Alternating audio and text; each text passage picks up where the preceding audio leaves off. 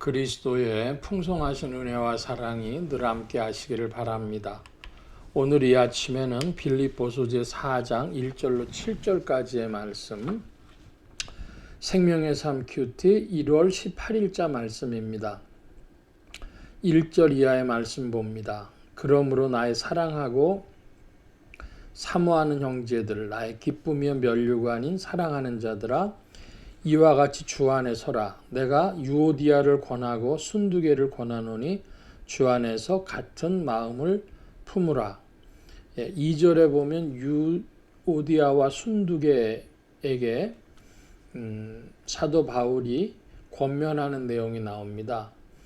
이 빌립보 교회는 학자들의 견해에 따르면 7, 80명 정도 되는, 많아도 100명이 되지 않았던 교회라고 이렇게 사람들은, 그 학자들은 이야기를 합니다. 얼마나 믿을 수 있는 그런 자료인지는 모르겠지만 그 기준을 한다면 그렇게 크지 않은 공동체인데도 유오디아와 순두개는 성향이 달랐던 사람인 것 같습니다. 요즘에 MBTI를 해서 뭐 I냐 E냐 그런 얘기 하잖아요. 내향적이냐 외향적이냐. 그렇게 성향이 달랐던 모양입니다. 그 성향이 다른 사람들은 서로가 참 이해하기가 어렵고 그 갈등하게 되고 이렇죠. 그것은 누구의 잘잘못이라기보다도 그 차이에서 발생하는 일일 수 있습니다.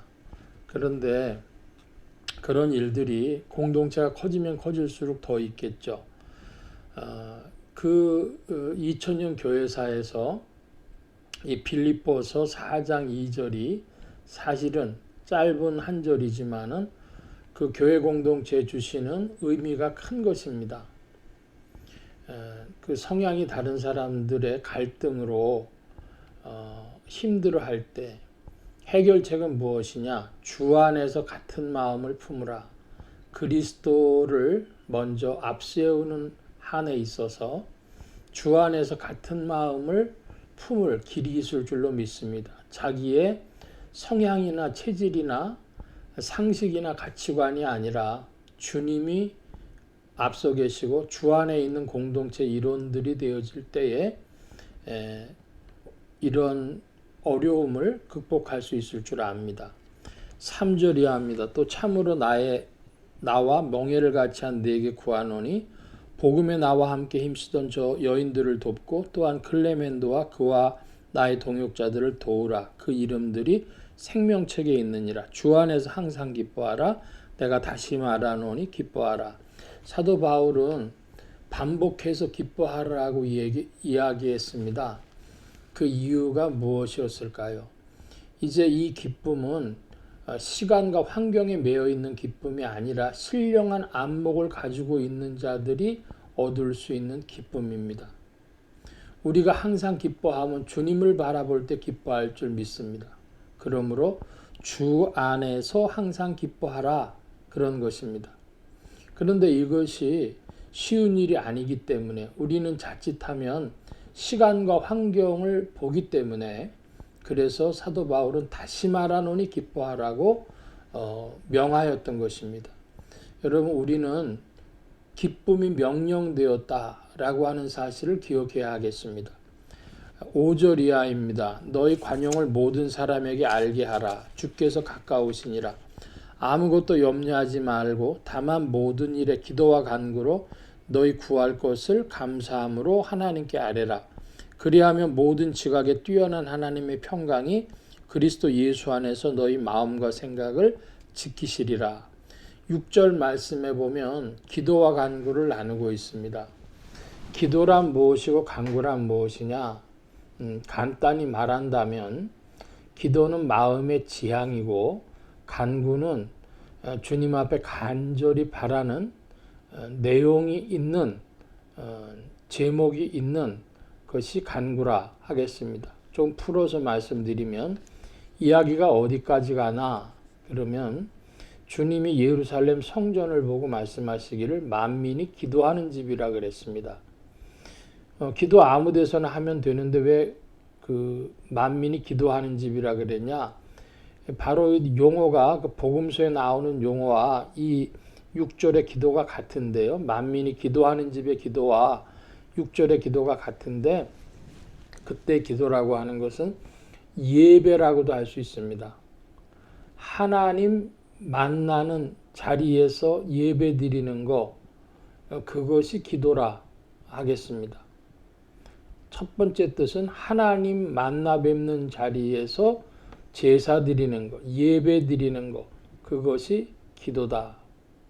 자, 그러면 두 번째, 쉬지 말고 기도하란 말씀하고는 맞지 않는 것 같습니다. 우리의 몸이 항상 무슨 하나님 만날 수 있는 장소, 즉 예루살렘 성전이거나 오늘날로 치면 예배당이라거나 그런 데가 있는 게 아닌데 어떻게 그러면 쉬지 않고 기도할 수 있겠습니까? 집에서 잠을 자기도 하고 또 회사를 출근해야 하기도 하고 학교를 가기도 하고 해야 되는데 여기에 쉬지 말고 기도하라고 하는 말씀은 하나님 앞에 있듯이 하나님의 성전에 가 있듯이 모든 일들을 대한다. 이런 뜻을 가지고 있습니다. 쉬지 말고 기도하라 할 때에 그것이 이제 지향점이 하나님께 마음 두고 믿음으로 행하라. 이렇게도 해석할 수 있는데 그것을 조금 바꿔서 이제 표현한다면 한마디로 이제 세 번째가 되겠는데요.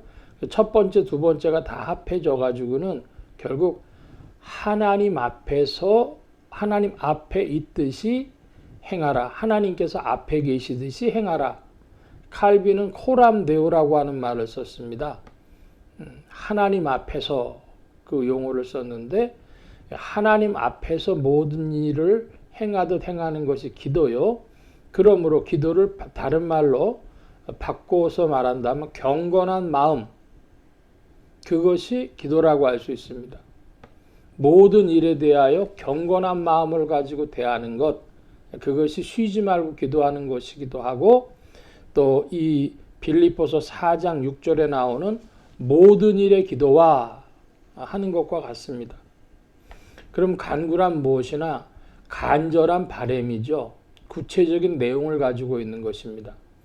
우리나라에서 이제 성도들이 쉬지 말고 기도하라 그랬다고 해가지고 하루에 이제 여러 시간을 기도 시간을 확보하기 위해서 힘씁니다. 노력합니다. 좋은 일입니다. 그런데 그거 잘못하면 종교화될 수 있습니다. 분별할 수 있는 그런 명민한 신앙자들이 되기를 힘써야 할 텐데 첫째로 기도란 경건한 마음이다. 쉬지 말고 기도하라도 그런 말씀이고 그러므로 그것을 하나님 앞에 있듯이 모든 일을 행하는 것 그것이 기도다. 이렇게 정의할 수 있습니다. 그러면 간구란 무엇이냐? 간구는 구체적인 내용을 가지고 있는 것이니까 우리가 평상시 생활할 때는 경건한 마음으로 하나님 앞에서 모든 일을 행하듯이 믿음의 마음으로 행하고 또 어려운 일을 만났을 때는 구체적으로 그것 가지고 간구하는 것이죠. 우리나라에 원종수 권사님이라는 분이 계셨는데 지금도 살아 계실 겁니다. 서울의대를 다니셨는데 어려운 가정 생활을 하면서 서울의대를 다녀야 됐기 때문에 가정교사를 하면서 의대에 비싼 학비를 대야 됐어요.